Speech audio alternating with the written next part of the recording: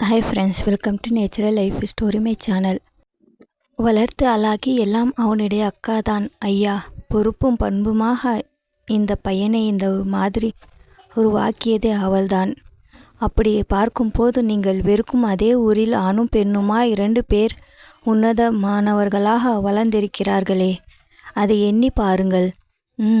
ஒரு பானை சொற்றுக்கு ஒரு சோறு பாதம் என்று எண்ணியது இங்கே இடிக்கும் போல தெரிகிறது என்றார் செல்வரங்கம். சரியான திசையில் யோசிக்கிறார் என்று உள்ளூர மகிழ்ந்தபடி சந்தனம் தொடர்ந்தார். பையனுடைய அக்கா கணவர்தான் என் நண்பர் ஐயா. அவரது காதல் திருமணம் மனைவியின் அழகை விட அவளது பண்புதான் முதலில் அவரை கவர்ந்ததாக என்னிடம் ஒருமுறை சொல்லியிருக்கிறார். அந்த ஒரு தரம்தான் என் மகள் கல்யாணத்துக்கு வந்து அந்த ஒரே நாள் கூட பிறந்தன் மாதிரி ஒட்டுதலாக சந்தோஷமாக பேசி பழகி இருந்துவிட்டு அத்தோடையே போய் சேர்ந்து விட்டாரே. தன்னுடைய மூத்த மகனோ இவாதான் பிள்ளைகளை தன்னை விட நன்றாக பார்த்து கொள்வான் என்று கூட அன்று மனைவியோடு தன் வீட்டில் தங்கி கொண்டு பிள்ளைகளோடு அவனோடு அனுப்பும் போதும் தேசிகன் சொன்னார். அவ்வளவு தூரம் வீட்டிலும் உதவியாக இருப்பானாம். அவர் சொன்னதே போல விதி விளையாடிய அன்று பொறுப்பேற்ற விபாகரன் அதை ஒரு நாளும் சற்றும் தளர விடவே இல்லை. பண்ணை வீட்டாரிடமிருந்து தன் பேச்சு கேட்ட தன் அறிகுறியாக ஓர் கூட வராது போகவும் சந்தனம் அவரை கூர்ந்து பார்த்தார். ஏதோ இலக்கற்ற நோக்குடன் அசைவற்று இருந்தார். பண்ணையார் முகத்தில் முப்பு தெரிந்தாற் போல ஒரு தோற்றம். அவ்வளோ நேரம் அவர் முகத்தில் இருந்த கம்பீரம் காணாமல் போயிருந்தது. என்ன இவருக்கு திடுமென என்ன ஆயிற்று? அசைய காணுமே. ஏதேனும் இதய கோளாறோ? அதுதானே திடீரென்று வருவது என்று பயந்து சார் ஐயா என்று செல்வரங்கத்தின் கையை தொட்டு அழைத்தார் சந்தனம். லேசாக சிலிப்புடன் கண்களை மூடி திறந்தார் பண்ணை வீட்டார். அவரது கண்கள் கலங்கியிருப்பதை பார்த்த சந்தனத்துக்கு ஒன்றும் புரியவில்லை. தம்பி, நீங்கள் சொன்னது அத்தனையும் சத்தியம் தானே என்று கேட்டார் மற்றவர். 100க்கு 100 உண்மை. எந்த கோயில் வேண்டுமானாலும் வந்து சத்தியம் செய்கிறேன் ஐயா என்றார் சந்தனம். ஐயா என்று அழைக்க வேண்டாம். என்கிட்ட வருகிறவர்கள் எல்லோருக்கும் நான் ஏதோ ஓர் உறவுதான். உங்கள் வயதை பார்த்தால் சித்தப்பாவாக இருப்பேன் என்று நினைக்கிறேன். அப்படியே கூப்பிடுங்கள் என்றவர் அந்த பரந்த தோட்டத்தில் வேலை செய்து கொண்டிருந்தவர்களை திரும்பி பார்த்தார். அவரது விழி அசையை பார்த்து அவர்களின் ஒருவன் ஓடி வந்தான். உள்ளார போய் அம்மாளை கூட்டி வா என்றார். ஒன்றும் புரியாமல் என்ன வந்து சித்தப்பா என்று வினாவினார் சந்தனம். 13 வருஷமாக கண் மூடி கிடந்தேனப்பா.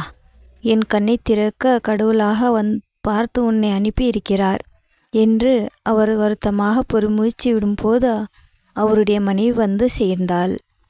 சந்தனம் வந்ததும் வேலையால் தட்டில் கொண்டு வந்த சுக்கு வெள்ள காஃபியை எடுத்து கொடுத்து குடிக்கும்படி உபசரித்து விட்டு போன பெண்மணி, முதலிலே உட்கார் என்று மனைவியை ஏவியவர் சொன்னார். நம்ம பாலராமன் தங்கச்சி மகள் தங்கத்துக்கு ஒரு பையனை பார்த்தோமே, அந்த பையன் நம்ம தேசியுடைய மச்சினன். அந்த பெண்மணியை அதிர்ந்து விழிக்க செல்வரங்கம் தொடர்ந்தார். இவர் தேசிக்கு ரொம்ப நெருங்கின சிநேகம். உனக்கு தான் விவரம் தெரியுமே. கல்யாணமானால் பிள்ளைகளை பார்த்து கொள்ள வேணும் என்று அந்த பையனின் தரப்பிலே ஒரு கண்டிஷன் போட்டது. அந்த பிள்ளைகள் அவர்கள் நாம் சொந்த பேரன் பேத்திகள் என்று பட்டென்று கூறி முடித்தார். காலடியில் கன்னிவெடி வைத்த உணர்வு சந்தனத்துக்கு. தனக்கே இப்படி என்றால் சட்டென அந்த பெண்மணியை பார்த்தார்.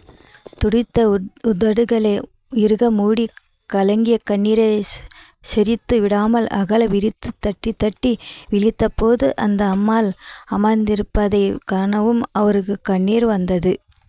கூடவே சும்மா அழுதுவிடு, இவர் யாரோ என்று நினைத்து அடக்காதே.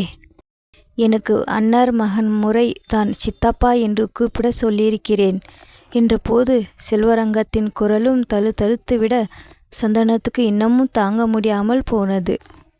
மூவருமே உணர்ச்சி வசப்பட்டிருந்த நிலை மெல்ல மாறியது. 3 பேரும் வீட்டினுள்ளே சென்று முகம் கழுவிக்கொண்டு உட்கார்ந்து பேசினார்கள். பெரும்பாலும் பேசியது பண்ணையார்தான். ஊரில் எல்லோரும் நம் சொல்லை கேட்கிறார்கள். பெற்ற பிள்ளை நம்மை சிறுமைப்படுத்தி விட்டானே என்கிற ஆத்திரம் என்னை தூண்டிவிட்டிருக்கும் போல. மேலும் இங்கே நான் பெரிய சொத்துக்காரன் என்றால் உலகத்துக்கே பெரிய ஆள் என்று எண்ணம் வந்து விடுகிறது. அதிலும் மருமகளுக்கும் அவனுக்கும் ஓரளவு சம வயது என்றதும் நிச்சயமாக அவள் ஜாலக்காரி, உலகம் தெரியாத மகன் ஏமாந்து விட்டான் என்று மனதில் உறுதியாகிவிட்டது. எப்படியும் ஒரு நாள் மயக்கம் தெளிந்து வருவான். நாமாக போனால் அவளுக்கு இலக்கரமாகிவிடும் என்று நினைத்தேன். அன்றாட வேலைகளிலே நாள்தான் ஓடுகிறதே. விபத்து பற்றி தெரிந்தபோது அந்த பிள்ளைகள் எங்கள் பேர பிள்ளைகளாக தோன்றவில்லை. நாம் மகனே இல்லை, அந்த ஜாலுக்காரியுடைய பிள்ளைகளுக்கா அந்த பண்ணை சொத்து என்று ஆத்திரம்தான் வந்தது. தேசிகனும் விடுதலை பாத்திரம் எழுதி கொடுத்துவிட்டு போயிருந்தானா? போகட்டும், எல்லாம் முடிந்தது என்று இருந்து விட்டேன். மனைவி என்றைக்கும் என் சொல்லுக்கு மாறு சொன்னதில்லை. இப்படியே 4 பேருக்கு நல்லதுக்கு செய்தபடியே காலத்தை கழித்துவிட வேண்டியதுதான் என்று நினைத்தேன். ஆனால் இன்று எழுந்தவர் குறுக்கும் நெடுக்கும் நடந்து சற்று யோசித்துவிட்டு சொன்னார், இப்போது நாம் சென்னைக்கு போவோம். எங்கள் பேரன் பேத்தியால் அங்கே நடக்க வேண்டிய நல்லது கெட வேண்டாம். முதலில் அதை சீறு செய்வோம். நல்ல வேலை, எல்லாம் நிச்சயமாக தெரியும் முன் பொண்டு பிள்ளைகளிடம் ஒன்றும் சொல்ல வேண்டாம் என்று பாலராமனிடம் கூறியிருந்தேன். மற்றபடி பாலராமன் தங்கை மகளுக்கு இது இன்னோர் ஏமாற்றமாகி அது வேறு புது நோவாகி போயிருக்கும். போகட்டும், சீக்கிரமே அந்த பொண்ணுக்கு வேறு நல்ல இடம் பார்த்து கொடுப்போம். இப்போது என்ன தம்பி, உங்களால் வேலையை ஒதுக்கி எங்களோடு சென்னைக்கு வர முடியுமா? முடியும் அல்லவா? விடுவாரா சந்தனம்? வேறு என்ன வேலை இருந்தாலும் மூட்டை கட்டி போட்டுவிட்டு விமானம் ஏறி ஏனும் சென்றுவிட மாட்டாரா? சென்னையில் சுதர்சனத்தை அழைத்து பண்ணையாருக்கு அறிமுகம் படுத்தி வைத்தார் சந்தனம். எல்லோருமாக சென்று பேசியபோது விவாகரன் அப்படி ஒன்றும் உடனே தலையாட்டி விடவில்லை. கலக்கத்துடன் பண்ணையார் தம்பதியை பார்த்தான். வீட்டு மருமகளை ஒருபோதும் ஏற்காதவர்கள். பிள்ளைகள் பிறந்தபோது பண்ணையார் எழுதிய வார்த்தைகள் இன்னமும் அவன் மனதிலிருந்து அழியவில்லை. ஆனால் தன் காரணங்களை சொல்லி அவன் தந்தையாக மதித்த அத்தானுடைய தகப்பனார் மன்னிப்பை வேண்டிய போது அவனும் இலகி போனான். கூடவே அவருடைய மனைவி பவித்ராவையும் நிர்மலையும் தொட்டு தடவி கொடுப்பதையும், முதலில் லேசாக ஒதுங்கிய பிள்ளைகள் மெல்ல அவளோடு ஒட்டி உராய்வதையும் அவன் கண்ணிலும் கருத்திலும் படாமலும் இல்லை. ஆனாலும் அவனது தயக்கம் தீரவில்லை. எதையும் நேரடியாக பேசும் தன் வழக்கம் போலவே செல்வரங்கம் விபாகரனிடமும் பேசினார்.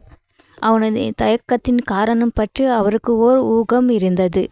அதை தெளிவிப்பவராக, இதை பாரும்மா, இந்த பிள்ளைகளுக்கு தாத்தா பாட்டி என்றால் நாங்கள் கிழடு கட்டைகள். இவர்களுக்கு பிள்ளைகளை பார்த்து கொள்ள முடியாது என்று எண்ணிவிடாதே. எனக்கு வயது 60 தான் ஆகிறது. என் மனைவிக்கு 55 தான். மாலை சார்ந்த கிராமம். அந்த சுத்தமான காற்றும் உணவும் 10 வயது குறைவாக உணர வைக்கும். நாங்கள் எவ்வளவு வலுவாக இருக்கிறோம், என்னென்ன செய்கிறோம் என்று அங்கே வந்து பார். வயலிலே டிராக்டர் ஓட்டுகிறது, உரமடிக்கிறது எல்லாம் ஆளோடு சேர்ந்து நானும் செய்கிறது தான். உன் அத்தையம்மா அதற்கு மேலே ஊரிலே யாருக்கு என்ன என்றாலும் இடித்து பொடித்து மறுத்து போட்டு கொடுக்க போய்விடுவாள். அத்தோடு பிள்ளைகளின் படிப்பை பற்றி கவலையே வேண்டாம். பக்கத்தில் ராஜபாளையத்தில் நல்ல பள்ளிக்கூடம் இருக்கிறது. கல்லூரிக்கும் நல்ல பேர் காரிலே அனுப்பி படிக்க வைக்கிறோம். பிள்ளைகளை நன்றாக வளர்த்து படிக்க வைத்து விரும்புகிற மாதிரி நல்ல வாழ்க்கையை அமைத்து கொடுக்கவும் எங்களால் முடியும். அதுவரைக்கும் திடகாத்திரமாகவே இருப்போம். அட, அதற்காக உனக்கு உரிமை இல்லாமல் போகாதுப்பா. படிப்பு, திருமணம் எல்லாம் உன் விருப்பம் போலதான் நடக்கும். உன்னிடம் கேளாமல் எதுவும் செய்ய இல்லை. போதுமா என்று காலில் விழாத குறையாக கொலையடித்து கேட்டார். விபாகரன் மறுத்து எதுவும் சொல்லாவிட்டாலும் சந்தோஷத்தையும் முகத்தில் காட்டவில்லை. தீவிர யோசனைதான். கதை முடிந்தது. இன்னொரு லாஸ்ட் எபிசோடில் சந்திக்கலாம். லாஸ்ட் கதை ஃப்ரெண்ட்ஸ், இன்னொன்று வருது. வேறு கதை போடுறேன். நல்ல கதையாக பார்த்து சப்ஸ்கிரைப், லைக், ஷேர் பண்ணுங்கள். தேங்க்யூ ஃபார் வாட்சிங்.